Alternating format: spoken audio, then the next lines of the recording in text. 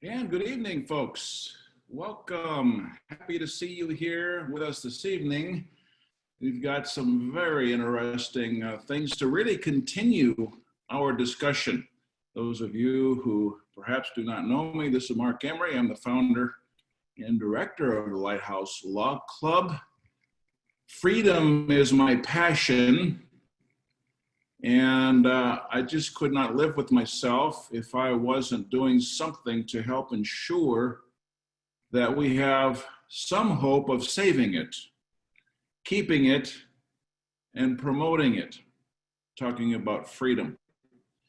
So that, as it may be, we continue our discussion this evening with the conversation about affidavits of obligation.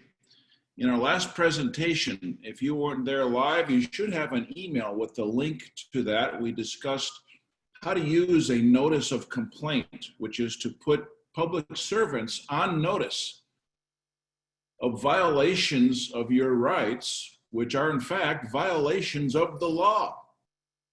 And there are or should be consequences for that, at least if we live in a lawful society. If we still do, there seems to be some question about that.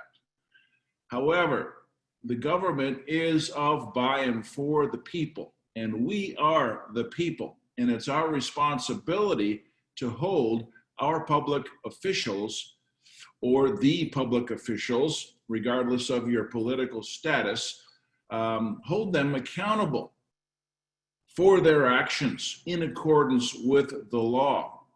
And really the beautiful thing about what we're talking about is it doesn't matter what your political status or legal status might be, whether you're still a citizen or if you've opted out to become a freeholder American state citizen living upon the land, the laws apply to the rights violators, all right? So your legal status, in my view, really has no bearing on this whatsoever.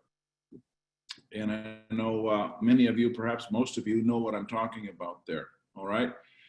So to follow up from last week on the notice of complaint, that's something that's very simple to do. It's simply drawing up the complaint. What are the violations? Last week, we offered a link to a sample document which was actually used against the county commissioners in a county in Florida where a county commissioners meeting was held. You may have seen the video. It was quite viral, where a lady attended the meeting and personally served each of the county commissioners with this notice of complaint. All right, that's a great way to do it. It could also be done by mail, okay?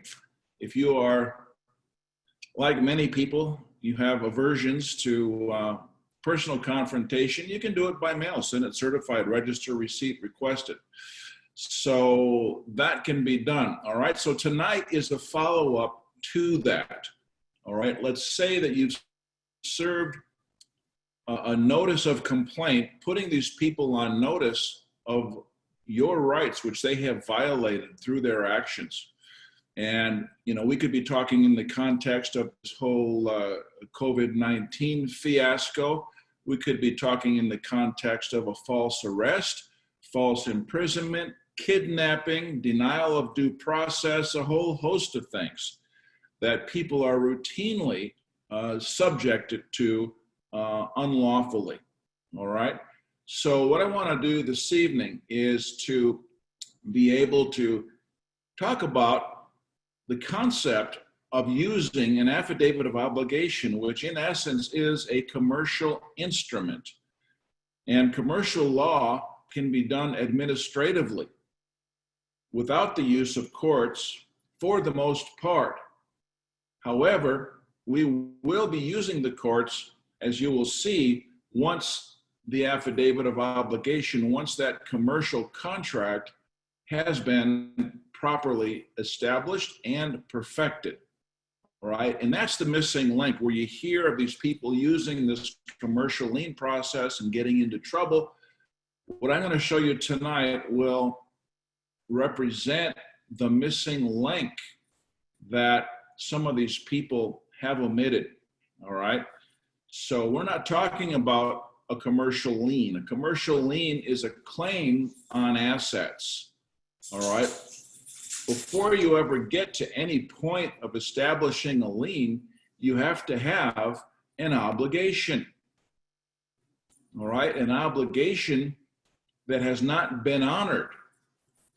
And so we're talking about the premise of all of that here tonight, okay? And I think you'll find this is laid out quite simply. It's not a complicated thing, and anybody can and should do this. And until people start understanding the power of this and implementing the law, then we don't have a government that's of, by, and for the people. What we have is tyranny. And that's why we've gotten into this position in the first place, simply on the basis that people have not stood up. They have not known where to draw the line. They are incompetent in such matters, and so they rely on lawyers. And guess who runs the courts? The lawyers. All right? So lawyers, in most cases, are not here to help you, speaking in general terms. All right? Yes, there are good lawyers with good hearts and good intentions. However, they have a severe disadvantage, and that is their institutional training, which is deficient, and their professional loyalties. So they will go so far, and they will go no further to go against the club. So this is why you must have the knowledge to protect and defend your rights, and that's what we're talking about tonight, okay?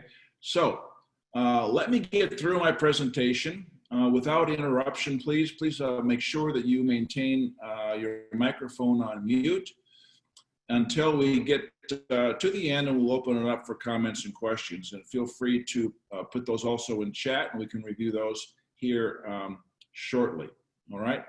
So let's begin. All right, the first thing we want to do is we need to identify the violations. What are the rights that have been violated? And this has to be specific, all right? Are we talking Title 18, Sections 241 and 242, violation of rights under the color of law? You know, are we talking Title 5? Are we talking denial of due process? What are we talking specifically in terms of the legal violations that are in the law books that you can point to specifically? All right, we've got to have specificity on exactly what those violations are, okay? That's number one. So you need to make a list, and I'll show you how we can do that. We can make that job easy for you, all right? Then we correlate the monetary damages that are allowable by law for each violation, okay? So we've got a list of violations, we've got a list of laws that have been violated, and the law provides for damages for each of those. Is this a class 1 misdemeanor? Is it a class 2 felony? Each of those has certain provisions in the law for damages, and we can help you with that. All right, I'm just laying out the concepts here, and we will drill down here in just a few minutes, okay? So we got the list of violations. We have the monetary damages that are allowable by law for each violation. So we're starting to develop the specifics of the case. All right, then we need to draft a clear and concise textual description of the events. What happened, okay? And this is not storytelling time. This is not, it was a dark and gloomy night. The headlights had halos and blurred as the rain pelted against my windshield. No, none of that, all right? Point for point, what happened when? Actual data, that's it, okay? And July 16th, I was traveling eastbound on Interstate 90, 2 miles west of Des Moines, Iowa. I was pulled over by Officer Billy Bob. He flashed his emergency lights. There was no emergency. And you go on, okay? Textual description. Oops. So we got that. Then we proceed to draft a clear and concise confession in the form of an affidavit by the guilty party. So you're writing this as though you were the guilty party. All right, write it in the confession format. This is what I did. There are different ways to do this. There are different formats, and this is one way to do it. All right, I particularly like this approach because you're going to present it to him for signature. Okay, now there can often be multiple parties, and in that case, you would not use this format. You would simply do it in form of an affidavit that you will present for rebuttal. Okay, so there's a couple different ways to do this, but in the event of a single party, I would do it this way. All right, draft a confession. All right, once that is prepared, along with the amount of damages, and we'll show you what we're doing to come up with those. I covered that already to some degree. So you're gonna present a complete document package, and then you're gonna prepare a cover letter outlining the requirements that you're imposing on this individual. Okay, dear Officer Billy Bob, I'm presenting you with an affidavit of obligation, which basically is your confession to the rights, my rights, which you have violated on July 16th. You have three options. You can agree,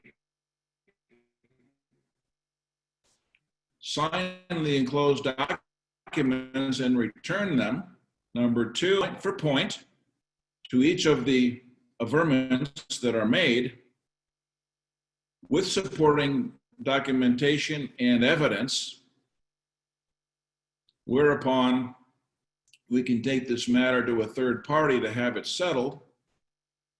Or the third option is to simply ignore this and acquiesce by virtue of your silence.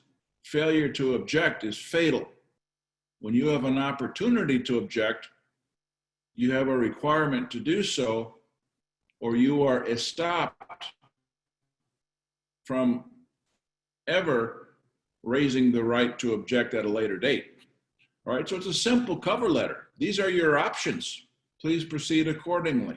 All right, very simple. Probably 2 paragraphs. All right, you're gonna give him a time to respond. All right, let's say 30 calendar days from the date of receipt. You have it presented by a sheriff process server or certified mail. All right, you wait for the 30 days to go by. Wait for default, because this is almost invariably what happens. They don't respond. And so you follow up then with a notice of default. You say, hey, Officer Billy Bob, I sent this to you. I gave you 30 days to respond. This is a notice of default. You are in default of my presentment. I'll tell you what, I know you're a busy guy. Maybe you overlooked it. I'm going to act in good faith. I'll give you an additional 10 days extension from the date of your receipt of this letter. All right? Please respond to the original in 10 calendar days within that time period. All right? And what do? They ignore it. Okay? So that deadline comes and goes. You've acted in good faith. You gave him an extra opportunity. You're not just trying to ram this down his throat or operate in the dark behind closed doors in the dark of the night, try and sneak it by. You're out in the open, acting in good faith all the way, okay? So he's had a chance to respond. He's defaulted on that. He had a reminder. He's defaulted on that. All right, so now what goes out is a notice of default absolute, basically establishing the fact that his silence is acquiescence, and he is in agreement by law through tacit procuration. You've gained his confession. Okay? It's pretty simple. And this is commercial law. It's upheld all the time in commerce and everywhere. All right, so that's that. So now you have a perfected commercial obligation. Now, mind you, we're not talking about a lien yet. This is not a lien. This is a contract. What you have is his acquiescence to a contract that he has caused damage. You have supported the contract with lawful consideration, basically by virtue of the damages you have incurred. So you've already paid on the contract. Now it's his turn to turn around and compensate you for the value you've already produced for the contract. All right? Value for value. Your damages have value. He now needs to compensate, to honor the contract which he has agreed to by virtue of his consent. All right? So we take this obligation, this admission, this confession, this contract is what it is, and we take it to a court and petition the judge for a declaratory judgment. This is a proceeding whereby you present your documentation, all of your evidence. The judge will request the counterparty, Officer Billy Bob, to present his response. He'll hire an attorney, or the county, or whoever's representing them will come back with a motion to dismiss. All right, you need to defeat that, but you're standing upon the law, upon proper process, acting in good faith. You have standing on the matter, and there's no valid reason for the judge to honor a motion to dismiss. So again, this is not a trial. This is simply a judge reviewing the evidence and making a declaration. Now, when he makes the declaratory judgment in your favor, this is not going to include an order to pay damages. A declaratory judgment merely states the rights and obligations of the parties involved. So when you come away with a declaratory judgment in your favor, what you have is a judge basically stating that, yes, your process was correct, it was complete, you had a valid claim, the counterparty agreed to it, he consented through acquiescence, and the matter is determined. You have the rights for this claim. Okay? But again, a declaratory judgment will not award a claim for damages. That's a separate thing. And so let's talk about that. But this is the missing link that folks who have tried to file so-called commercial liens have not done. They've not gotten the stamp of approval from a court. And as valid as the so-called commercial lien process is, naturally the courts don't want to recognize it because they're scared to death. If everybody started learning how to do this without the courts, nullifies the power of the courts, renders them basically useless. So, they can't stand for it, as valid as it may be. So this is the missing link that gets put into the equation to get the stamp of approval from a valid court. Okay, now a declaratory judgment is going to make it easier on a judge to do, as opposed to awarding $60 million in damages to someone within his circle of compadres in the legal system, right? This will be easier for him simply to establish the contract rather than make an order to pay damages, okay? So another reason why this is the first step to take. So you now have three options. You've got the declaratory judgment, which is establishing your rights to collect. You can sell this at a discount to a collection agency. You can find a law firm who would be willing to collect on it. You might sell it to them. You now have a valid obligation, a commercial obligation. It's just like an accounts receivable from a company. It's an invoice, okay, with court approval.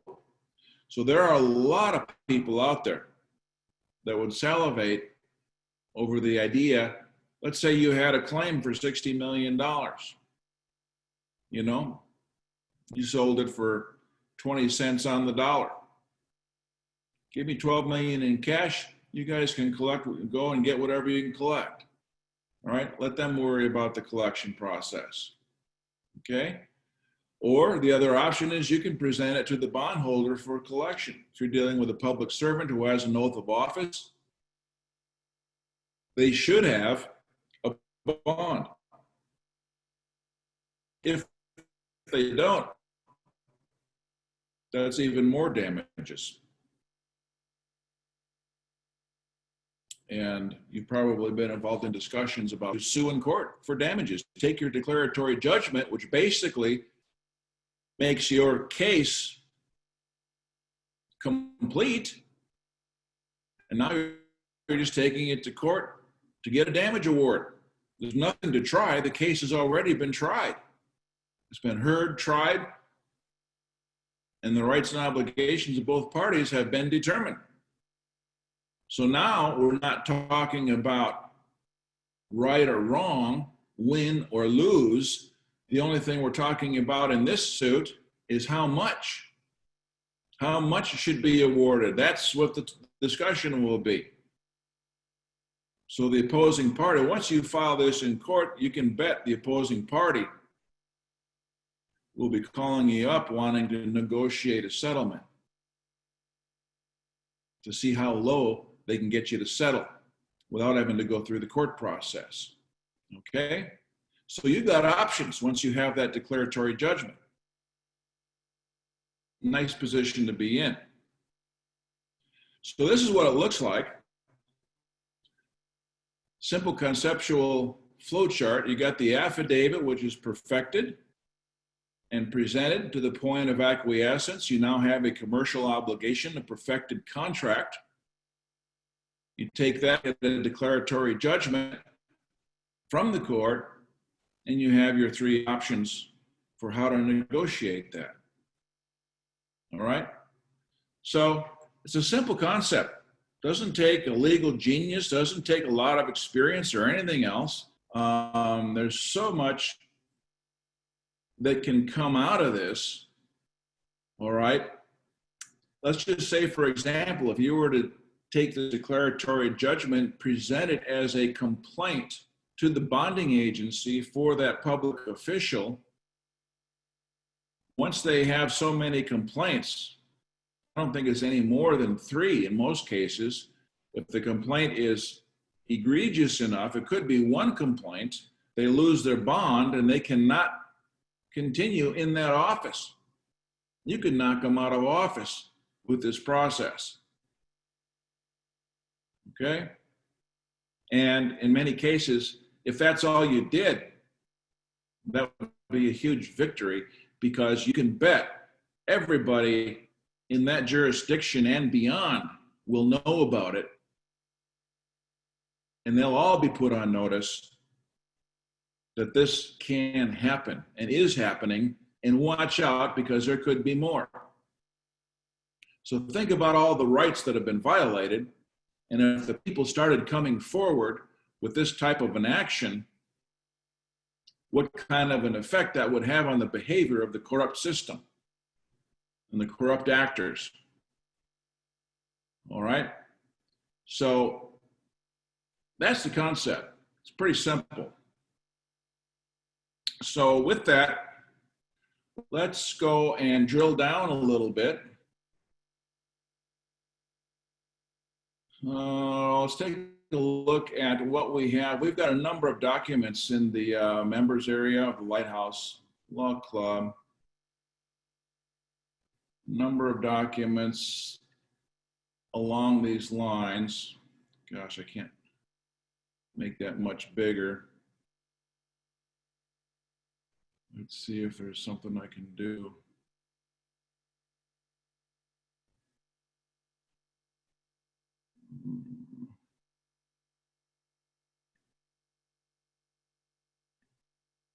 There we go. Okay, so here's one of the documents that we have available just to give you a quick reference sheet as to what some of the violations may be.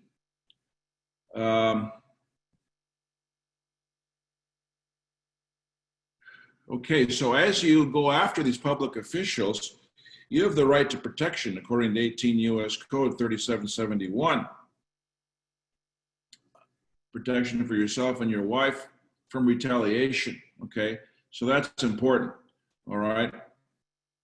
The claimant, that's you, would accept the oaths sworn by all interested parties, that would be everyone involved on the public side, to uphold the laws of the U.S. Constitution and the organic state constitution, okay? So you're gonna accept those oaths as a contract, all right?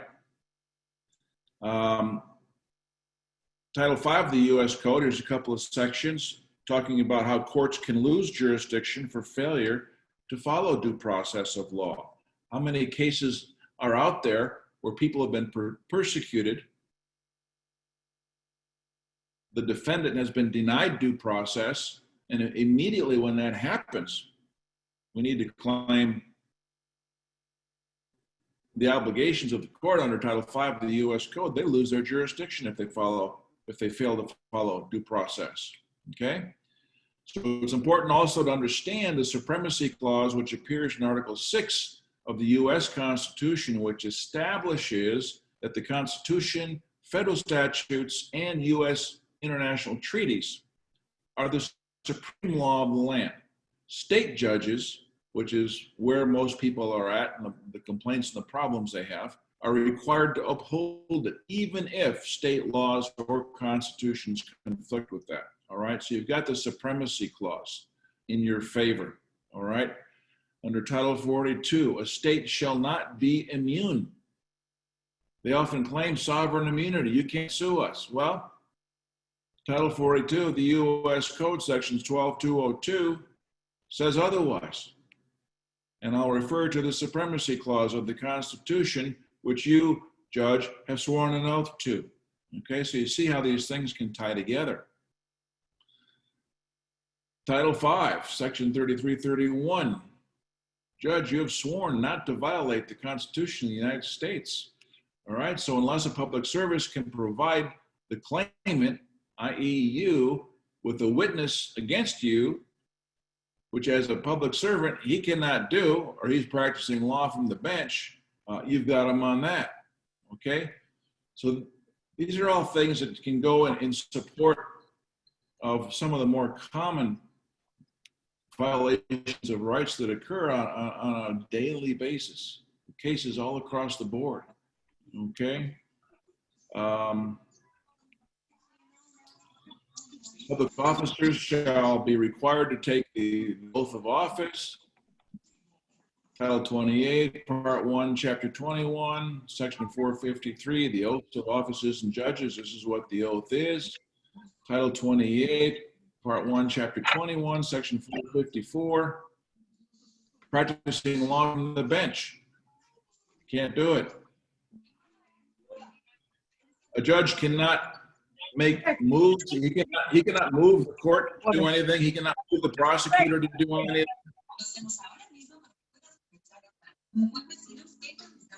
Fresca. Dame, no sé.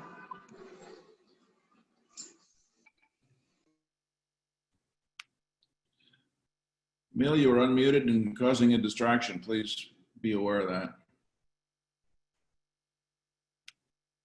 Okay, so yeah, they cannot practice law from the bench. In other words, the judge cannot be suggesting that the prosecutor do certain things or making moves on his own. A judge can only hear the arguments and make sure that both parties are following proper procedure. That's all a judge can do. Once a judge gets more proactively involved in a case, he's practicing law from the bench. Can't do that. Okay? High crimes. You heard of high crimes and misdemeanors. A high crime is equal to a felony, and a felony is any crime that has a term greater than 1 year.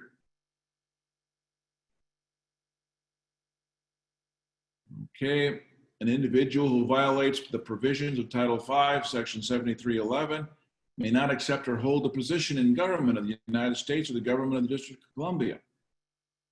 Okay, and bear in mind, the United States and all of its subdivisions includes your local courts. Okay, so I'm not going to go through and read all of these, but you can see that there's quite a bit here that a person can zero in on, focus in on, and pull out what may be applicable to any particular case. Licensed attorneys, you've heard a lot of discussion about that. Attorneys have to swear an oath, all right? Let's explore that a little bit.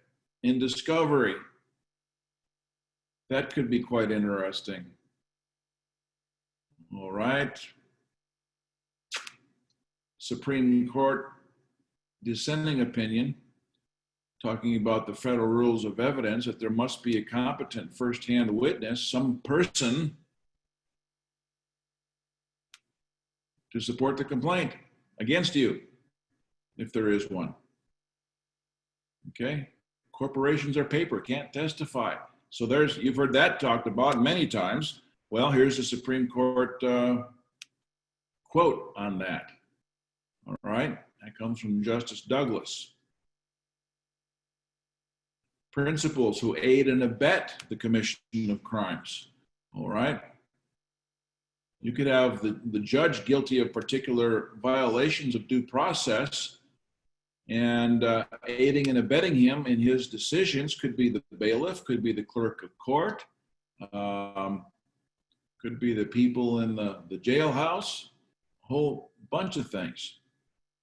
All right, then you've got misprision of felony. If you're not aware of what that is, this is very interesting. Whoever actually has knowledge of an actual commission of a felony, recognizable by the court of the United States, who conceals and does not, as soon as possible, make known the same crime, the knowledge of the crime, make known to some judge or other person in civil or military authority under the United States, shall be under this title and imprisoned for not more than 3 years. So how many people in that courtroom are aware or should be aware, because of their professional training, that a lack of denial of due process is underway and are guilty of misprision of felony? So you can see, once you start to understand what the law provides for, that could give you a field day in just taking a big broom and sweeping out all of the complicit criminals who are supposed to have training and knowledge of these things. Okay? Let's talk about genocide. This is interesting. This is more than just taking a certain race or group of people and killing them physically. Look up the definition of genocide.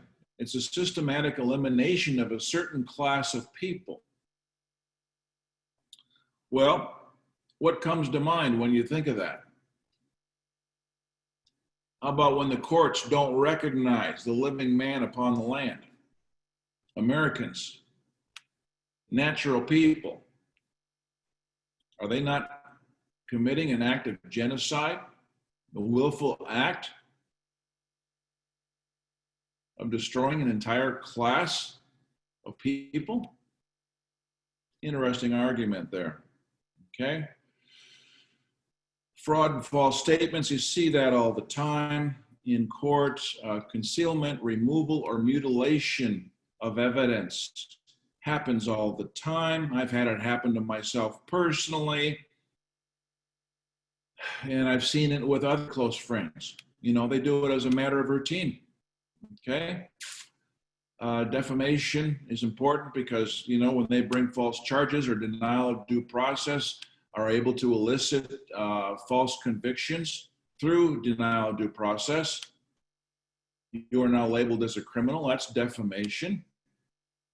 All right, you see how all these things can, one thing leads to another, and you come up with quite a list. All right, you must obey the Constitution, the 7th Amendment. Rights are protected with the right to common law grand jury trial. All right, so the state has brought charges against you through an information. What the hell is an information? Where's the indictment? By a common law grand jury. If any charges have been brought against you without a common law grand jury, you are immediately being denied due process, which means basically that every case, almost every case in existence, is fraudulent ab initio, from the beginning. All right. Marbury versus Madison, a very important case to be aware of. Sale into involuntary servitude, the birth certificate, you know, that could be an interesting argument, but that, to me, that seems like a separate case altogether. All right. If they've received funds to perpetrate a fraud against you, any transfer of funds could be considered wire fraud. Okay? Kidnapping and aggravated assault. How often does that happen in roadside stops? All right? This one I really love. All you business owners, I should have started off with this right off the bat. 15 U.S. Code Section 1. Every contract, combination in the form of a trust or otherwise, or a conspiracy, in restraint of trade or commerce among the several states or with foreign nations is declared to be illegal.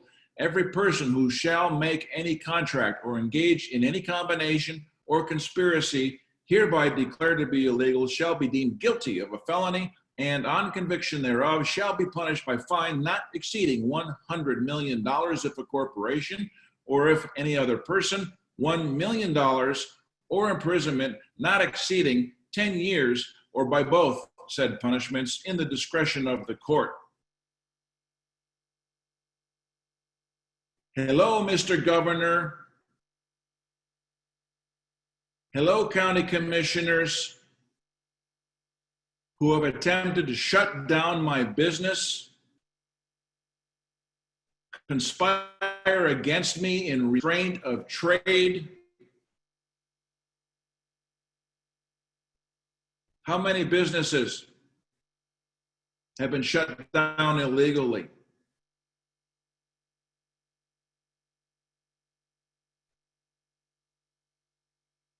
How many people should be filing an affidavit of obligation for $100 million against the state, $1 million against the governor, $1 million against the state health department head, $1 million for each of the city council members, $100 million against the county?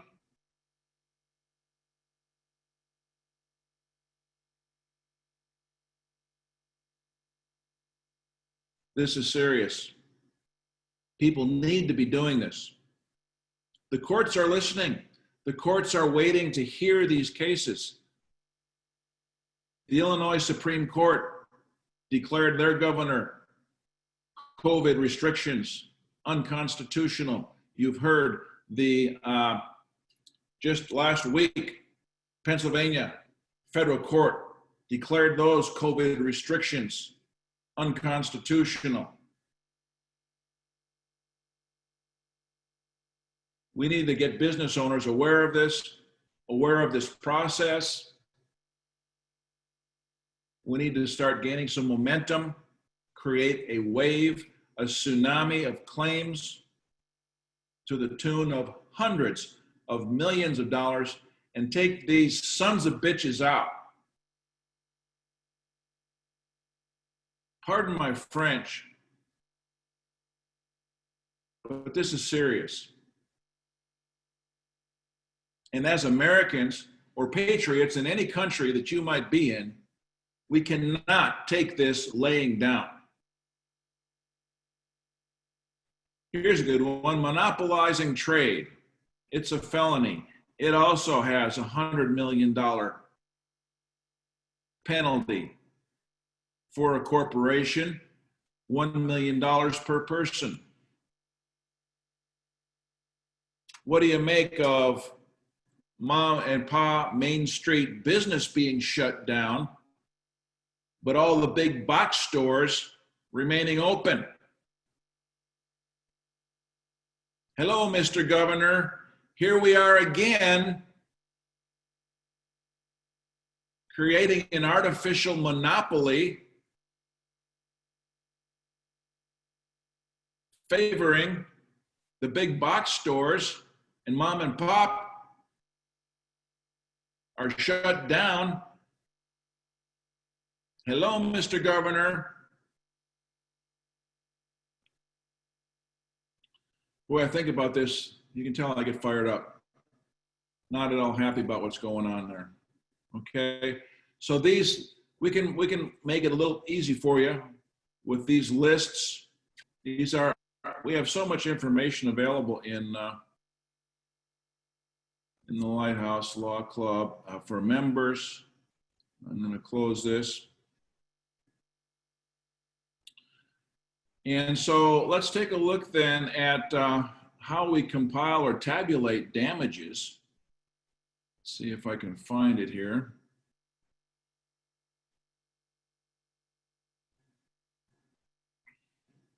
Here's one sample.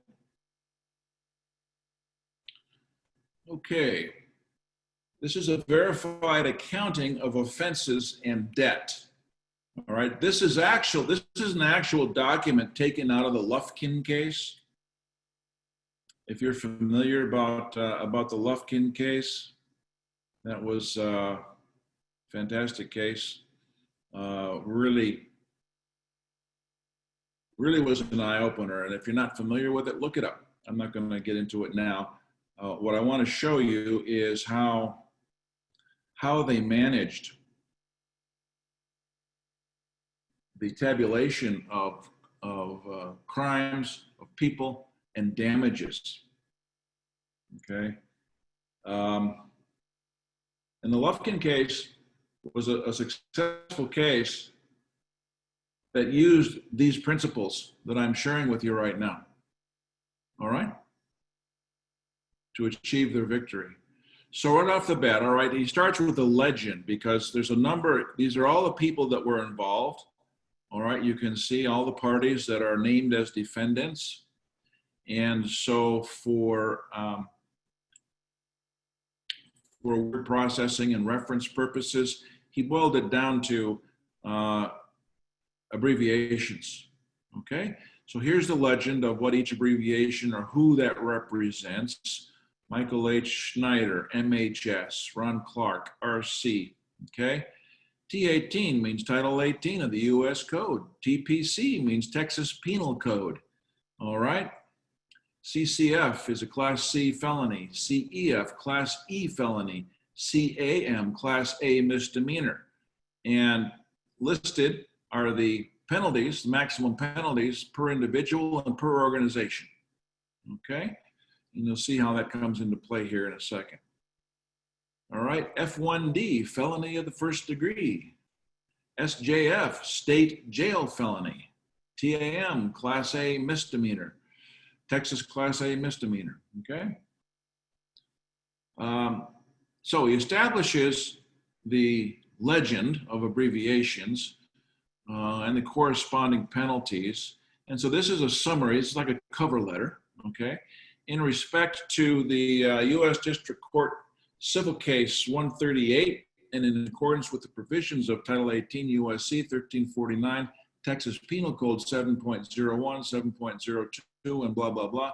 The contents of appendices A and B as on this date, the total respective indebtedness of the aforesaid debtors to John Parks Trowbridge, the claimant, is as follows. All right, so he lists them. All right, you see some of them have similar amounts, which means they all are involved in the same crimes and criminal trespass. And so we're looking at quite a total here. All right, so that's the cover. And if we go into the appendix, you can kind of see here in docket number 1, CV 138, the complaint. There's various attachments, but you can see what he does is he establishes a spreadsheet. Across the top are the people involved, the defendants, recognized or referenced by their abbreviations. And then the rows going down on the left side are the violations. Okay, so you get the violations and the people, and he starts to identify, you know, the different types of violations that each individual has created. All right, and once you have that done, then it becomes much easier to tabulate the total amount of maximum penalty or damages. Okay, several footnotes. And he's got several of these for several purposes. Let me see if we go down. But it's a simple process. Detailed, yeah. A little bit of research required, yeah. He's got a bunch of them.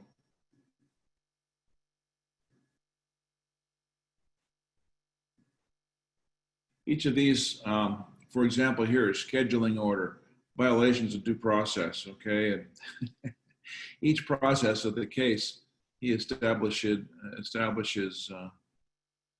the violations. So here's a tabulation of debt. All right, so totaling all these up, he's got 34 felonies for Title 18, Section 4, 43 Title 18, Section 1001 for this guy, CEF, whoever he is. All right, so you got to run your totals, and you've got some significant issues here. So each of these above, Title 18, Section 4, Class E felony, he's got 34 Class E felonies here, amounting to $100,000 each, all right, for just that one party. There's a total of 77, so you can see, you know, he comes up with a figure of $17 million, all based scientifically, mathematically, legally, from what's in the law books. Okay, so there's that. There's 65 million there. Here's Eric Holder, 17 million on him. Loretta Lynch, 3 million on her, and so forth. You get the idea. Okay, so it's a very systematic process of tabulating damages. Now, that was a very complex case, a lot going on there. Many cases would not be that complex. And so don't be daunted by these things. Now, back to the affidavit of obligation. Now, remember we talked about presenting, if it's a simple case against one individual, you would present it as a confession and ask him for a signature, which of course he won't sign. In the cover letter, you might advise him that in the event that he does not want to sign the confession, that you might revert to section 3-419 in the Uniform Commercial Code, which provides for accommodation signature. All right, an accommodation signature is someone who would step in and either be the surety for the person who's obligated or guarantee the collection. All right, now we can go to here, section D. If the signature of the party to an instrument is accompanied by words indicating unambiguously that the party is guaranteeing collection rather than payment of the obligation of another party to the instrument, the signer is obliged to pay the amount due on the instrument to a person entitled to enforce. Now, without getting into too deep of a training, what I would consider is setting up the beneficiary as a trust and not yourself personally, so that you are not the direct beneficiary, but this might be a trust for humanitarian purposes, perhaps to fund other cases for redress of grievances or some other humanitarian cause. In other words, let these SOBs know that, you know, the train's coming down the tracks and they're stuck right in the middle. All right, but not being a beneficiary, but rather a guarantor to the collection, that puts you in a position then to negotiate for the collection of the instrument. You have a contract, that's the instrument, okay? Now, you might want to get some good advice on this. Be careful what you're doing, but to guarantee collection, you're going to be responsible for the collection. That puts you basically in having standing to negotiate that instrument, because you know Officer Billy Bob is not going to help you one bit. But the point being, UCC section 3-419 uses accommodation for signature.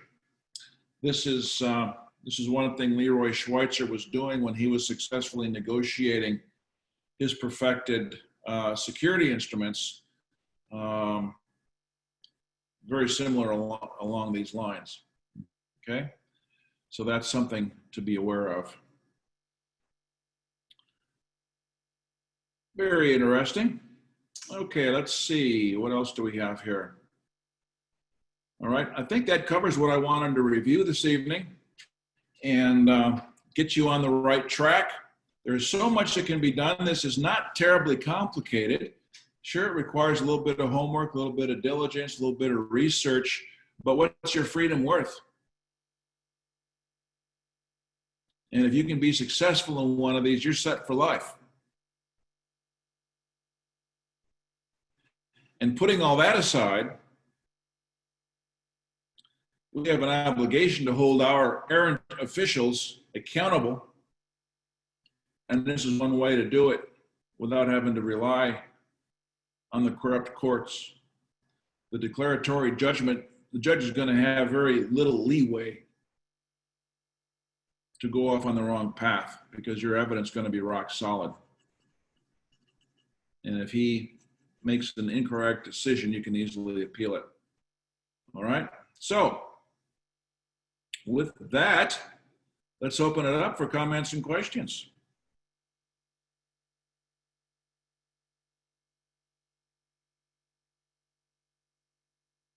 Looking at what's in the chat. Hey, Mark, this is Cindy. Hi. Got a question on this. Sounds really good. I've heard about it before, but you made it really simple. But my question is there a limitation on time as to when a violation has happened? Usually if you want to do, you know, a civil rights court action, they say there's like a 2-year limitation, and after that, you can't go after them. Is there such a thing for this? Well, you'd have to probably specify what exactly you're talking about. And I do know that there is no statute of limitations on fraud. If they have brought forward a case against you fraudulently, in denial of due process, false evidence, false process, things like that, I think you'd have a good case to basically throw out any statute of limitations. Okay. All right. But that's a case-by-case thing that you probably have to take a look at it. And, you know, doing internet searches these days is so easy.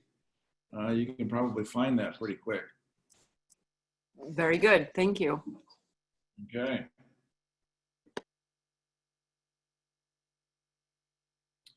Yeah, I'd really love to see business owners really get a hold of this violation on 15 U.S. Code sections 1 and 2. It needs to happen. That's all I can say is it needs to happen. All right. The dam has a leak with the recent judgments of unconstitutionality that have come forward in Illinois and Pennsylvania.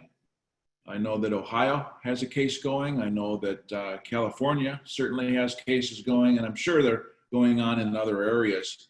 All right, so here's the thing. You know, the 14th Amendment provides for equal protection under the law. And with the Supremacy Clause, you cannot have one state with certain restrictions that other states don't have. So if the judge has struck down the COVID restrictions in Pennsylvania as being unconstitutional, that applies nationwide. All right? And if your local government wants to ignore that fact, that's another violation of the 14th Amendment. They're violating your right to equal protection under the law. I mean, it just goes on and on and on with these bozos. Okay? So we need to get a hold of this and use it. All right. If you're not a member of the Law Club, I suggest you join. It's never been easier. All you need to do is go to Consumer Support Network, or sorry, not consumer, but Community Support Network, csn.world. Join there, make a donation for $25, make a couple referrals so that we can get this going viral. All right, find yourself a couple, you know several business owners who need to know this information. All right, get them involved. And with 2 simple referrals, who each have 2, you've basically got a free membership to the Lighthouse Law Club, which on its own is just a hair under $2,000. Okay, so I encourage everyone to do that, and let's get active and involved. Other comments or questions? I will make this video available. We'd like to spread it far and wide and take back our government, get rid of these crooks, and it's up to us to do it. So apparently you're all busy taking notes or digesting the information. Once the video is available, I would suggest that you perhaps review it again. All right, there are always things that come out the second time around, no matter what it is. And get involved with us in the Law Club, and I'll be available there to help guide people along the way. I was going to take some time to show you what we have in our library. It's extensive information, much of which comes from Hartford Van Dyke. If you're not familiar with Hartford Van Dyke, his uncle was involved in the intelligence community in World War II, and he decoded Japanese messages several days in advance before Pearl Harbor, the Pearl Harbor attack. And he tried to warn the U.S. government. He did warn the U.S. government up to the Navy Secretary, the President of the United States, that this attack was coming. The United States had full knowledge. but they wanted the war. They needed a reason to get into it, so they did absolutely nothing. They allowed Pearl Harbor to happen, just like 9/11 and so many other things. All right, and ever since that time, Hartford and his family, his uncle, his father, have been involved in trying to find the best way to hold public officials accountable. And all of this information that I shared, well, most of it, is a result of what Hartford has taught me personally years ago. And we have his documentation, quite extensive actually, in the library for Lighthouse Law Club members. So get involved with us, join and expand your knowledge, expand your arsenal and your ability to hold our officials accountable to protect and preserve your rights. That's what it's all about. So with that, let's draw this to a conclusion. Thank you for being with us. I hope you got a lot out of it. And more than that, I hope you can find a way to use this information. It's up to us. All right, folks.